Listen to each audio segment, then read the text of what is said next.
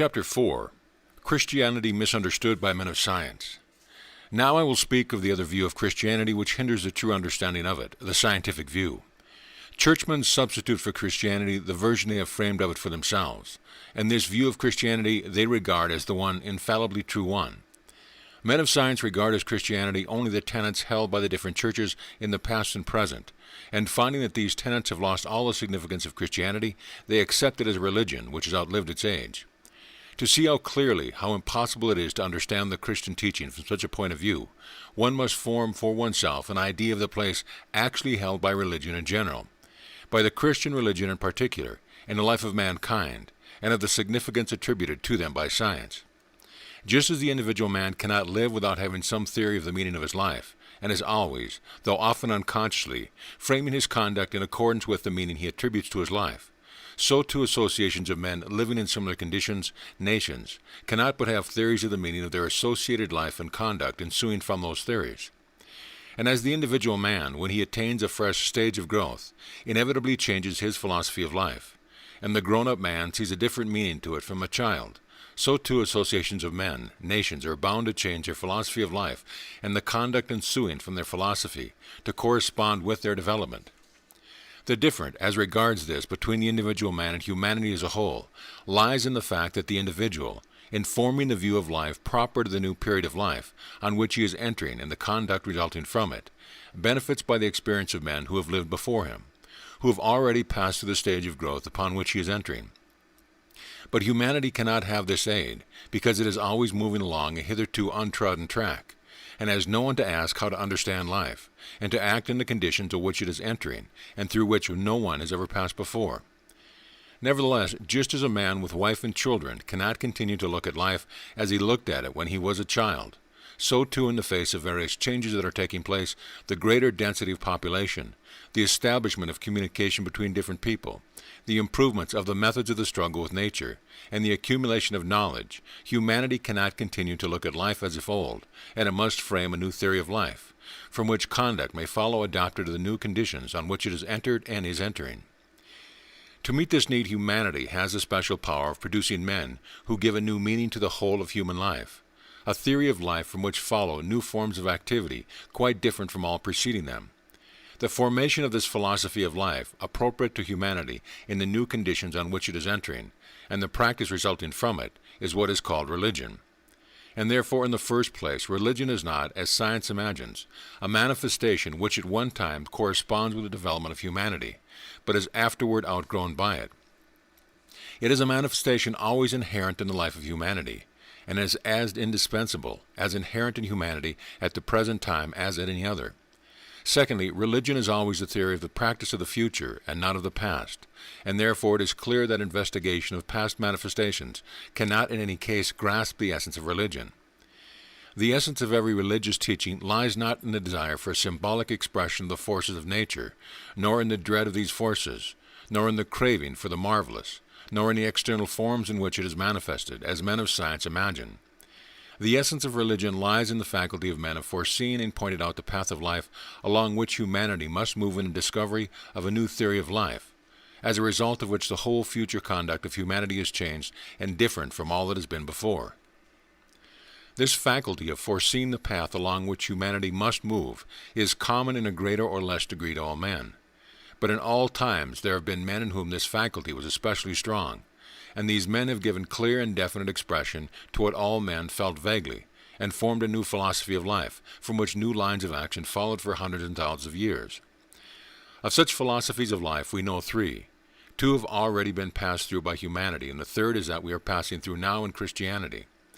These philosophies of life are three in number, and only three, not because we have arbitrarily brought the various theories of life together under these three heads, but because all men's actions are always based on one of these three views of life, because we cannot view life otherwise than in these three ways. These three views of life are as follow. First, embracing the individual or the animal view of life. Second, embracing the society or the pagan view of life. Third, embracing the whole world or the divine view of life. In the first theory of life, a man's life is limited to his one individuality. The aim of life is the satisfaction of the will of this individuality. In the second theory of life, a man's life is limited, not to his own individuality, but to certain societies and classes of individuals, to the tribe, the family, the clan, the nation. The aim of life is limited to the satisfaction of the will of those associations of individuals. In the third theory of life, a man's life is limited, not to societies and classes of individuals, but extends to the principles and source of life, or to God. These three conceptions of life form the foundation of all the religious that exist or have existed. The savage recognizes life only in himself and his personal desires. His interest in life is concentrated on himself alone. The highest happiness for him is the fullest satisfaction of his desire. The motive power of his life is personal enjoyment.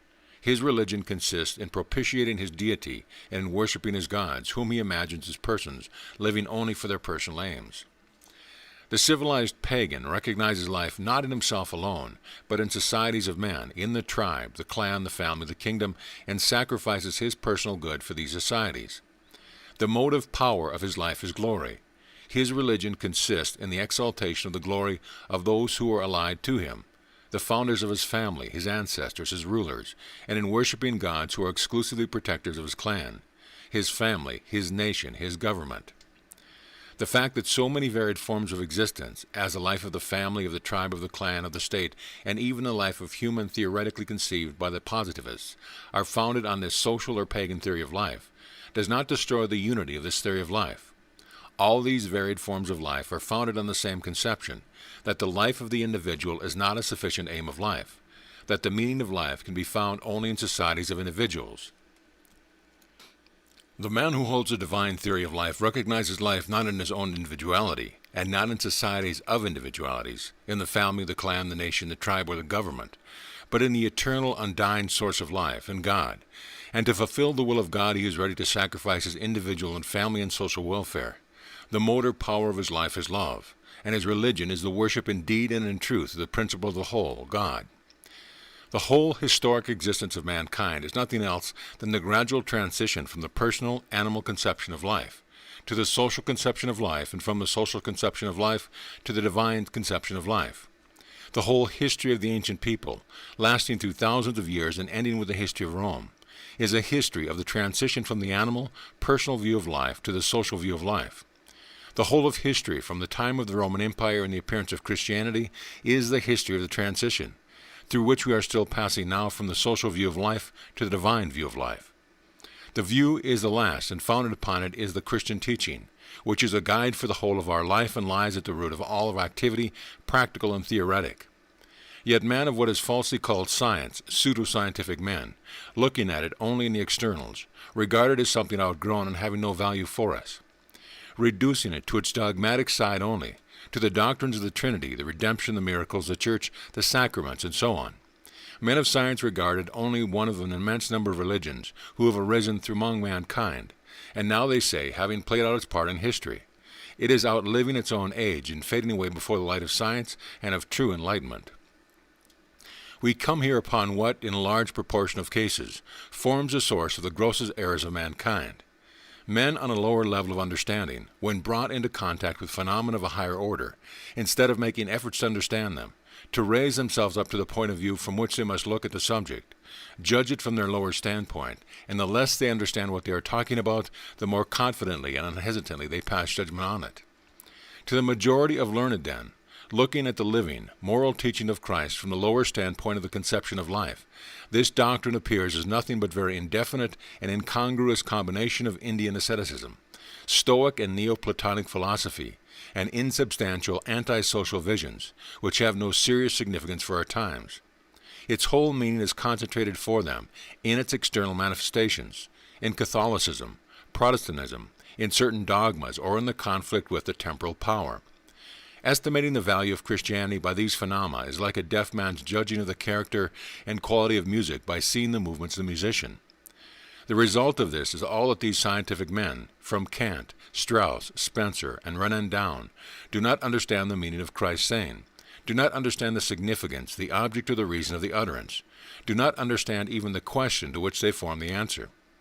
Yet, without even taking the pains to enter into their meaning, they refuse, if unfavorably disposed, to recognize any reasonableness in this doctrine. Or if they want to treat them indulgently, they condescend from the height of their superiority to correct them, on the supposition that Christ meant to express precisely their own ideas, but did not succeed in doing so. They behave to this teaching much as self-assertive people talk to those whom they consider beneath them, often supplying their companions' words, "Yes, you mean to say this and that." This correction is always with the aim of reducing the teaching of the higher, divine conception of life to the level of the lower, state conception of life. They usually say that the moral teaching of Christianity is very fine but over-exaggerated, that to make it quite right we must reject all in it that is superfluous and unnecessary to our manner of life. And the doctrine that asks too much and requires what cannot be performed is worse than that which requires of men what is possible and consistent with their powers. These learned interpreters of Christianity maintained, repeating what was long ago asserted, and could not but be asserted, by those who crucified the teacher because they did not understand him, the Jews. It seems that in the judgment of the learned men of our time, the Hebrew law, a tooth for a tooth and an eye for an eye, is a law of just retaliation, known to mankind 5,000 years before the law of holiness which Christ taught in its place. It seems that all that has been done by those men who understand Christ's teaching literally and lived in accordance with such an understanding of it, all that has been said and done by all true Christians, by all the Christian saints, all that is now reforming the world in the shape of socialism and communism is simply exaggeration, not worth talking about.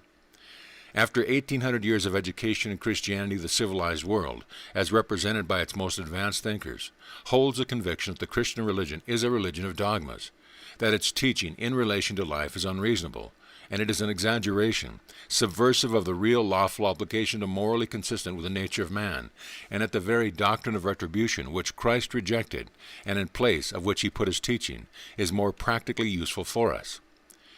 To learned men, the doctrine of non-resistance to evil by force is exaggerated and even irrational. Christianity is much better without it, they think, not observing closely what Christianity, as represented by them, amounts to. They do not see that to say that the doctrine of non-resistance to evil is an exaggeration in Christ's teaching is just like saying that the statement of the equality of the radii of a circle is an exaggeration in the definition of the circle. And those who speak thus are acting precisely like a man who, having no idea what a circle is, should declare that this requirement, that every point of the circumference should be an equal distance from the center, is exaggerated. To advocate the rejection of Christ's command of non-resistance to evil, or its adaptation to the needs of life, implies a misunderstanding of the teaching of Christ. And those who do so certainly do not understand it.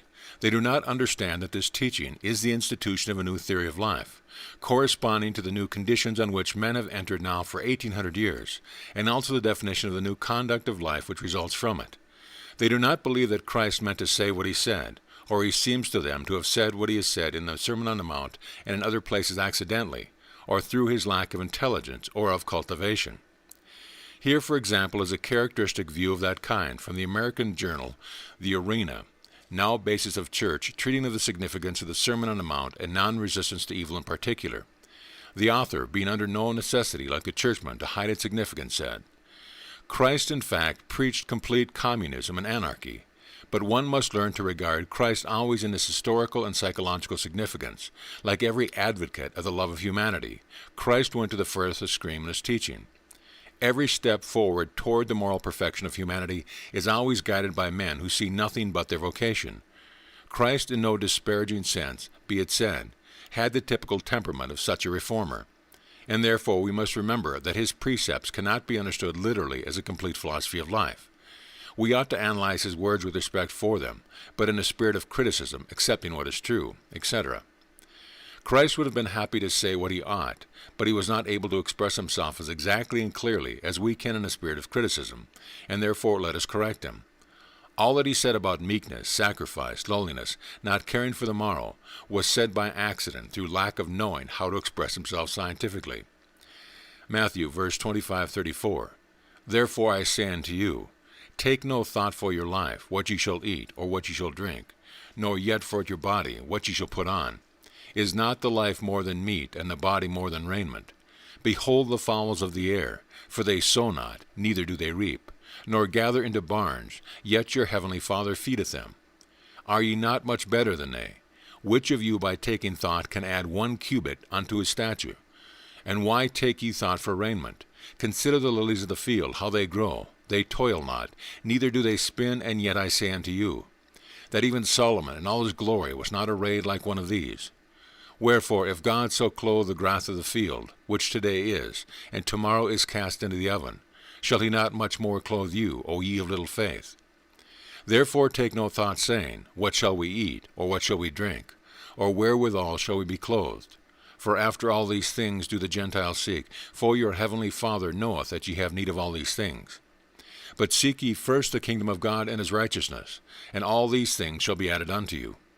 Take therefore no thought for the morrow shall take thought for the things of itself. Sufficient unto the day is the evil thereof. Luke 33-34.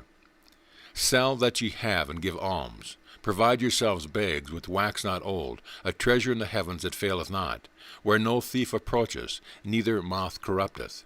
For where your treasure is, there will your heart be also. Sell all thou hast, and follow me. And he will not leave father or mother, or children or brother, or fields or house. He cannot be my disciple. Deny thyself, take up thy cross each day, and follow me. My meat is to do the will of him that sent me, and to perform his works. Not my will, but thine be done. Not what I will, but as thou wilt. Life is to do not one's will, but the will of God. All these principles appear to men who regard them, from the standpoint of lower conception of life, as the expression of an impulsive enthusiasm, having no direct application to life. These principles, however, follow from the Christian theory of life, just as logically as the principle of paying a part of one's private gain to the commonwealth, and of sacrificing one's life in defense of one's country, follow from the state theory of life. As the man of the stale conception of life said to the savage, Reflect, bethink yourself. The life of your individuality cannot be a true life, because that life is pitiful and passing. But the life of a society and succession of individuals, family, clan, tribe, or state, goes on living, and therefore man must sacrifice his own individuality for the life of family or the state. In exactly the same way, the Christian doctrine says to the man of the social state conception of life, Repent ye, bethink yourself, or you will be ruined. Understand that this casual, personal life, which now comes into being and tomorrow is no more, can have no permanence, that no external means, no construction of it, can give it a consecutiveness and permanentness. Take thought and understand that the life you are living is not real life. The life of the family, of society, of the state will not save you from annihilation. The true, the rational life is only possible for man according to the measure in which he can participate, not in the family of the state, but in the source of life, the Father, according to the measure in which he can merge his life in the life of the Father. Such is undoubtedly the Christian conception of life, visible in every utterance of the gospel. One may not share this view of life, one may reject it, one may show its inaccuracy and its erroneousness, but we cannot judge of the Christian teaching without mastering its view of life. Still less can one criticize a subject on a higher plane from a lower point of view. From the basement, one cannot judge of the effect of the spire. But this is just what the learned critics of the day try to do. For they share the erroneous idea of the orthodox believer that they are in possession of certain infallible means for investigating a subject. They fancy if they apply their so-called scientific methods of criticism, there can be no doubt of their conclusion being correct. This testing the subject by the fancied infallible method of science is the principal obstacle to understand the Christian religion for unbelievers, for so-called educated people. From this follow all the mistakes made by scientific men about the Christian religion, and especially two strange misconceptions, which more than anything else hinder them from a correct understanding of it. One of these misconceptions is that the Christian moral teaching cannot be carried out, and that therefore it is either no force at all, that is, it should not be accepted as a rule of conduct, or it must be transformed, adopted to the limits within, with its fulfillment is possible in our society. Another misconception is that the Christian doctrine of love of God, and therefore of his service, is an obscure mystic principle, which gives no definite object for love, and therefore should be replaced by the more exact and comprehensible principles of love for men in the service of humanity. The first misconception in regard to the impossibility of following the principle is the result of men of the state conception of life unconsciously taking that conception as a standard by which the Christian religion directs men, and taking the Christian principle of perfection as the rule by which that life is to be ordered. They think and say that to follow Christ's teaching is impossible, because the complete fulfillment of all that is required by his teaching would put an end to life. If a man were to carry out all that Christ teaches, he would destroy his own life, And if all men carried it out, then the human race would come to an end, they say. If we take no thought for the morrow, what we shall eat and what we shall drink, and wherewithal we shall be clothed, do not defend our life nor resist evil by force, lay down our life for others and observe perfect chastity, the human race cannot exist, they say. And they are perfectly right if they take the principle of perfection given by Christ's teaching as a rule which everyone is bound to fulfill. Just as in the state principles of life, everyone is bound to carry out the rule of paying taxes, supporting the law, and so on. The misconception is based precisely on the fact that the teaching of Christ guides men differently from the way in which the precepts founded on the lower conception of life guide men. The precepts of the state conception of life only guide men by requiring of them an exact fulfillment of rules of law. Christ's teaching guides men by pointing them to the infinite perfection of their Heavenly Father, to which every man independently and voluntarily struggles, whatever the degree of his imperfection in the present. The misunderstanding of men who judge the Christian principle from the point of view of the state principle consists in the fact that the supposition that the perfection which Christ points to can be fully attained. They ask themselves, just as they ask the same question on the supposition that state laws will be carried out, what will be the result of all this being carried out? This supposition cannot be made because the perfection held up to Christians is infinite and can never be attained. And Christ lays down his principle, having in view the fact that absolute perfection can never be attained, but that striving toward absolute, infinite perfection will continually increase the blessedness of men, and that this blessedness may be increased to infinite thereby. Christ is teaching not angels but men, living and moving in the animal life. And so to this animal force of movement Christ, as it were, applies a new force, the recognition of divine perfection, and thereby directs the movement by the resultant of these two forces. To suppose that human life is going in a direction to which Christ pointed it, it is just like supposing a little boat afloat on a rapid river, and directing its course almost exactly against the current, will progress in that direction. Christ recognizes the existence of both sides of the parallelogram, on both eternal, indestructible forces on which the life of man is compounded, the force of his animal nature and the force of the consciousness of kinship to God. Say nothing of the animal force, which asserts itself, remains always the same, and is therefore independent of human will. Christ speaks only of the divine force, calling upon a man to know it more closely, to set it more free from all that retards it, and to carry it to a higher degree of intensity. In the process of liberating, of strengthening this force, the true life of man, according to Christ's teaching, consists. The true life, according to preceding religions, consists in carrying out laws. The law, according to Christ's teaching, it consists in an ever closer approximation to the divine perfection, held up before every man, and recognized within himself by every man, in an ever closer and closer approach to the perfect fusion of his will into the will of God, that fusion toward which man strives, and the attainment of which would be the destruction of the life we know. The divine perfection is the epitome of human life to which it is always striving and always approaching, though it can only be reached in infinity. The Christian religion seems to exclude the possibility of life only when men mistake the pointing to an ideal as the laying down of a rule. It is only then that the principles presented in Christ's teaching appears to be destructive of life. These principles, on the contrary, are the only ones that make true life possible. Without these principles, true life could not be possible. One ought not to expect so much, is what people usually say in discussing the requirements of the Christian religion. One cannot expect to take absolutely no thought for the morrow, as is said in the Gospel, but only not to take too much thought for it. One cannot give away all to the poor, but one must give away a certain definite part. One need not aim at virginity, but one must avoid debauchery. One need not forsake wife and children, but one must not give too great a price to give them in one's heart, and so on. But to speak like this is just like telling a man who is struggling on a swift river and is directing his course against the current, that it is impossible to cross the river rowing against the current, and that to cross it he must float in the direction of the point he wants to reach. In reality, in order to reach the place in which he wants to go, he must row with all his strength toward a point much higher up. To let go of the requirements of the ideal means not only to diminish the possibility of perfection, but to make an end of the ideal itself.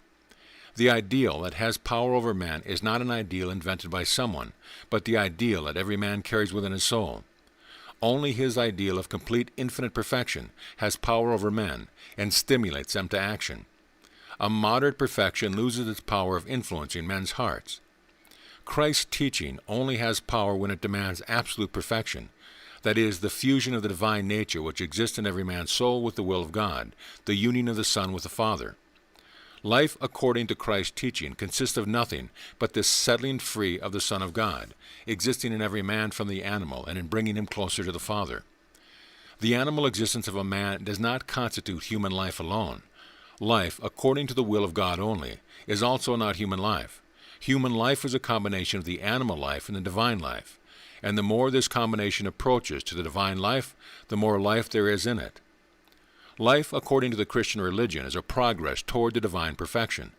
No one condition, according to this doctrine, can be higher or lower than another. Every condition, according to this doctrine, is only a particular state, of no consequence in itself, on the way toward unattainable perfection, and therefore in itself it does not imply a greater or lesser degree of life. Increase of life, according to this, consists in nothing but the quickening of the progress toward perfection, and therefore the progress toward perfection of the publican, Zacchaeus, of the woman that was a sinner, and the robber on the cross, implies a higher degree of life than the stagnant righteousness of the Pharisee, and therefore for this religion there cannot be rules which is obligatory to obey. The man who is at a lower level but is moving onward toward perfection is living a more moral, a better life, is more fully carrying out Christ's teaching than the man on a much higher level of morality who is not moving onward toward perfection.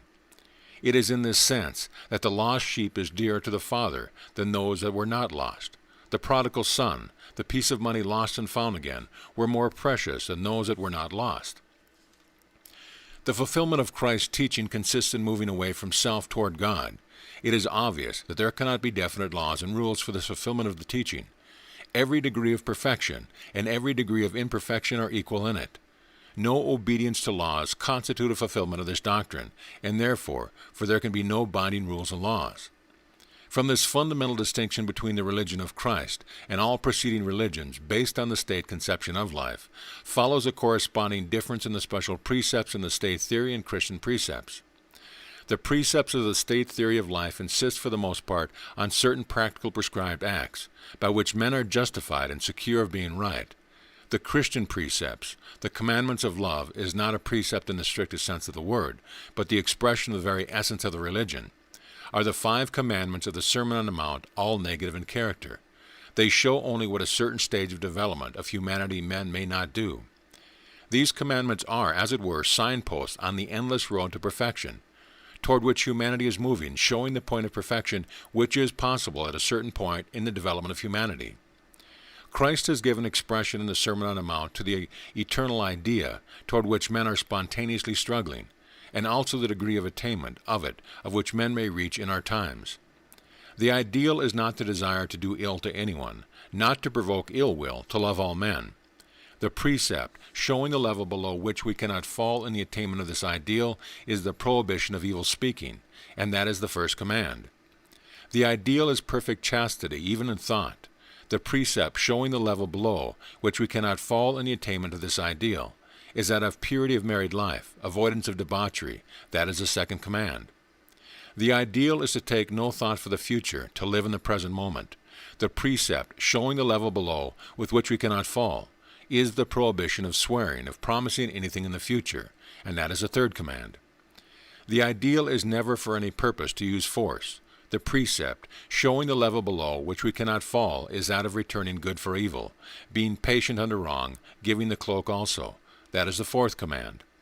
The ideal is to love the enemies who hate us. The precept, showing the level below which we cannot fall, is not to do evil to our enemies, to speak well of them, and to make no difference between them and our neighbors. All these precepts are indications of what, on our journey to perfection, we are already fully able to avoid, and what we must labor to attain now, and what we ought by degrees to translate into instinctive and unconscious habits. But these precepts, far from constituting the whole of Christ's teaching and exhausting, are simple stages on the way to perfection. These precepts must and will be followed by higher and higher precepts on the way to the perfection held up by the religion. And therefore it is essentially a part of the Christian religion to make demands higher than those expressed in its precepts, and by no means to diminish the demands either of the ideal itself or of all the precepts as people imagine who judge it from the standpoint of the social conception of life.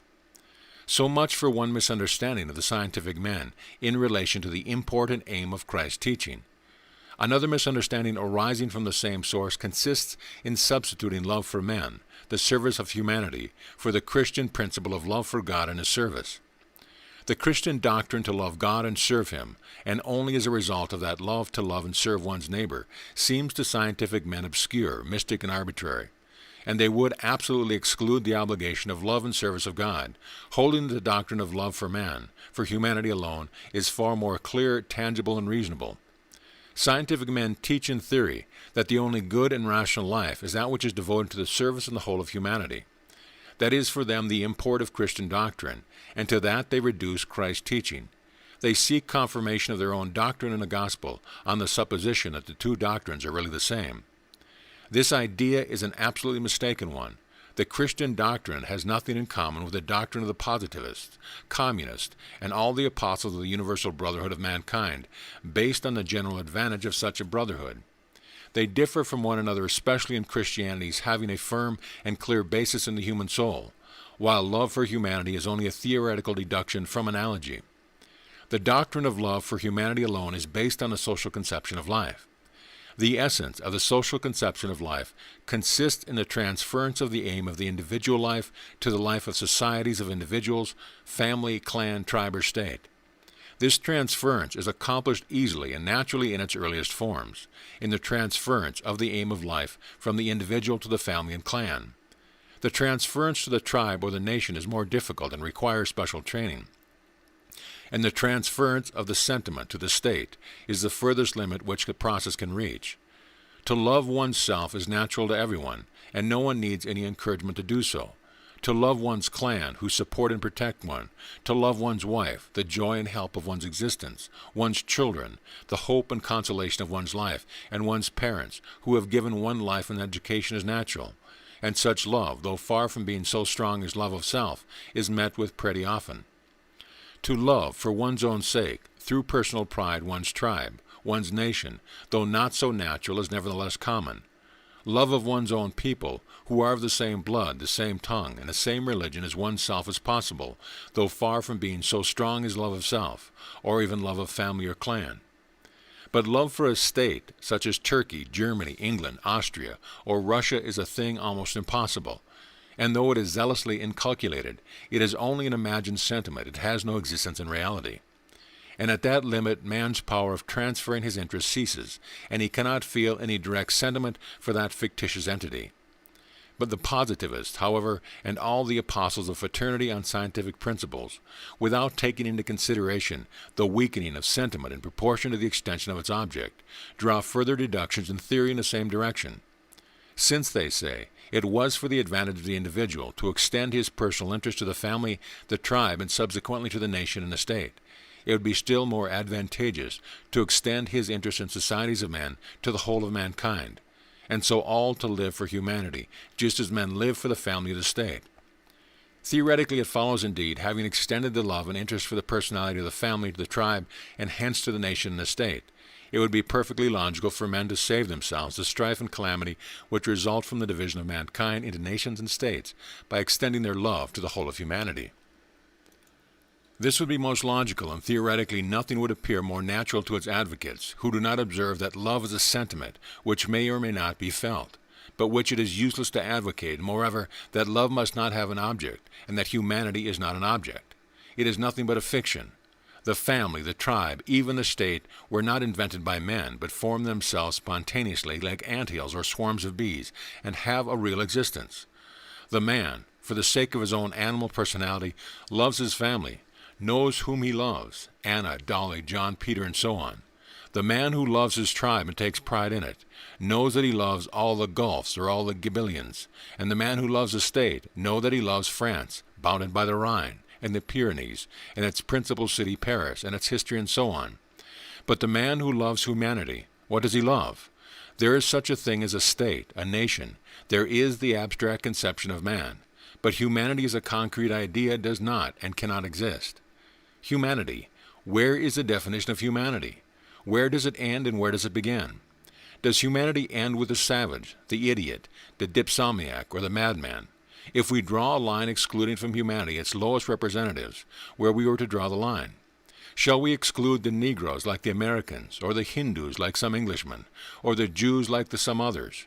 If we include all men without exception, why should we not include also the higher animals, many of whom are superior to the lowest specimens of the human race? We know nothing of humanity as an eternal object, and we know nothing of its limits. Humanity is a fiction, and it is impossible to love it. It would doubtless be very advantageous if men could love humanity just as they love their family. It would be very advantageous, as communists advocate, to replace the competitive, individualistic organization of men's activity by a social universal organization, so that each would be for all and all for each. Only there are no motives to lead men to do this. The positivist, the communist, and all the apostles of fraternity on scientific principle advocates the extension to the whole of humanity, of the love men feel for themselves, their families, and the state. They forget that the love which they are discussing is a personal love, which might expand into a rarefied form to embrace a man's native country, but which disappears before it can embrace an artificial state such as Austria, England, or Turkey, and which we cannot even conceive of in relation to all humanity, an absolutely mystic conception. A man loves himself, his animal personality. He loves his family. He even loves his native country. Why should he not love humanity? That would be such an excellent thing, and by the way, it is precisely what is taught by Christianity. So think the advocates of positivist, communistic, or socialistic fraternity. It would be indeed an excellent thing, but it can never be, for the love that is based on a personal or social conception of life can never raise beyond love for the state. The fallacy of the argument lies in the fact that the social conception of life, on which love for family and nation is founded, rests itself on love of self, and that love grows weaker and weaker as it is extended from self to family, tribe, nationality, and state, and in the state we reach the furthest limit beyond which it cannot go. The necessity of extending the sphere of love is beyond dispute, but in reality the possibility of this love is destroyed by the necessity of extending its object indefinitely, and thus the insufficiency of personal human love is made manifest. And here the advocates of positivist, communistic, socialistic fraternity propose to draw upon Christian love to make up the default of this bankrupt human love. But Christian love only in its result, not in its foundation. They propose love for humanity alone, apart from love for God. But such a love cannot exist. There is no motive to produce it. Christian love is a result only of the Christian conception of life, in which the aim of life is to love and serve God. The social conception of life has led men by a natural transition from a love of self and then of family, tribe, nation, and state, to a consciousness of the necessity of love for humanity, a conception which has no definite limits and extends to all living things. And this necessity for love of what awakens no kind of sentiment in a man is a contradiction which cannot be solved by the socialist theory of life. The Christian doctrine, in its full significance, can alone solve it by giving a new meaning to life. Christianity recognizes love of self, of family, nation, and humanity, and not only of humanity, but of everything living, everything existing. It recognizes the necessity of an infinite extension of the sphere of love. But the object of this love is not found outside the self in societies of individual, nor in the external world, but within self, in the divine self whose essence is that very love, which the animal self was brought to feel the need of through its consciousness of its own perishable nature. The difference between the Christian doctrine and those which preceded it is that the social doctrine said, live in opposition to your nature, or understanding by this only the animal nature. Make it subject to the external law of family, society, and state. Christianity says, live according to your nature, understanding by this the divine nature. Do not make it subject to anything, neither you, an animal self, nor that of others, and you will attain the very aim to which you are striving when you subject your external self. The Christian doctrine brings to man to an elementary consciousness of self, only not of the animal self, but of the divine self, the divine spark, the self as the Son of God, as much God as the Father himself, though confined in an animal husk. The consciousness of being the Son of God, whose chief characteristic is love, satisfies the need for the extension of the sphere of love, to which the man of the special conception of life had been brought. For the latter, the welfare of the personality demanded an ever-widening extension of the sphere of love. Love was a necessity, and was confined to certain objects, self, family, society. When the Christian conception of life, love is not a necessity and is confined to no object. It is the essential faculty of the human soul. Man loves not because it is his interest to love this or that, but because love is the essence of his soul, because he cannot but love. The Christian doctrine shows man that the essence of his soul is love, that his happiness depends not on loving this or that object, but on loving the principle of the whole, God, whom he recognizes within himself as love, and therefore he loves all things and all men. In this is the fundamental difference between the Christian doctrine and the doctrine of the positivists, and all the theorizers about universal brotherhood on non-Christian principle. Such are the two principal misunderstandings relating to Christian religion, from which the greater number of false reasonings about it proceed. The first consists in the belief that Christ's teaching instructs men, like all previous religions, by rules, which they are bound to follow, and that these rules cannot be fulfilled. The second is the idea that the whole purport of Christianity is to teach men to live advantageously together, as one family, and that to attain this we need only follow the rule of love to humanity, dismissing all thought of love of God altogether. The mistaken notion of scientific men, that the essence of Christianity consists in the supernatural, and that its moral teaching is impractical, constitutes another reason of the failure of men of the present day to understand Christianity. End of chapter.